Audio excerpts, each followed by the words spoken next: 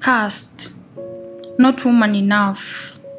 These are some of the names I was given by my in-laws and my husband, for I was unable to bear him a child. In their eyes, I was the one to blame. I was the cursed one.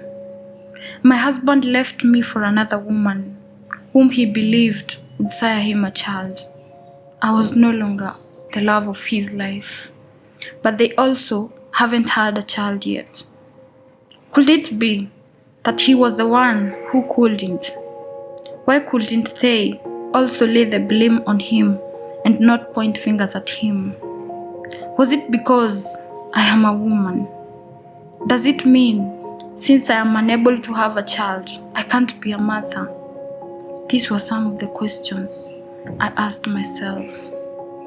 I now know that I can be a mother through adoption. I now know that we can go to a fertility clinic and get checked when trying to get a baby. I now know that I am still a queen, an African queen. Finally, we shall talk about a very important subject in our African society, infertility. It affects so many women. And what is infertility? It's where a couple who is trying to get a child and are having unprotected sex for 1 year and they are not able to conceive. So why is this so important to us? Number one, when the women are infertile, it's claimed that they are the ones who are the losers in the family. This emotionally affects them and even affects the husband and also the family at large.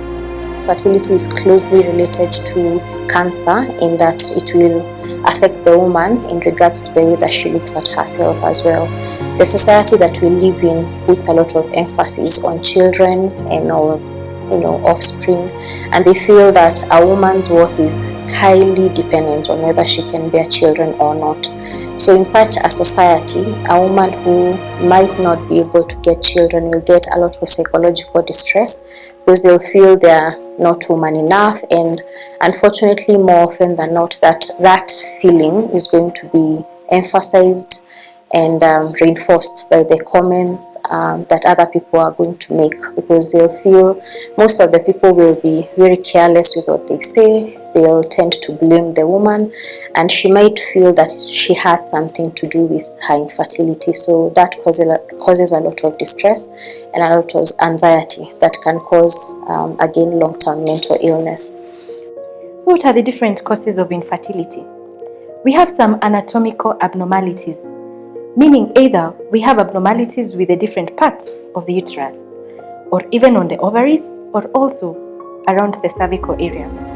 The other issues would be infections, and infections could be brought about by our sexual partners, or even using dirty linen or tampons. However, we have to remember that not only women who are affected by infertility, about 50% of their population, it's the men who are actually the main cause of infertility. I will encourage also our men, they should accompany their women to get the tests when they're also being checked about the causes of infertility. We should not create stigma to the infertile couples, since they still have a chance to get a baby. There are different ways that they can get children, and those include even in vitro fertilization, whereby they can get to the hospital and be assisted.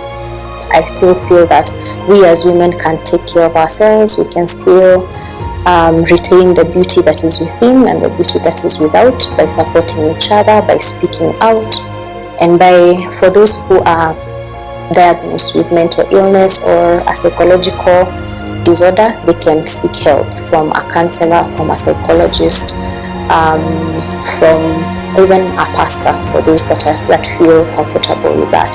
So speak out, let your voice be heard. Long live the Queen.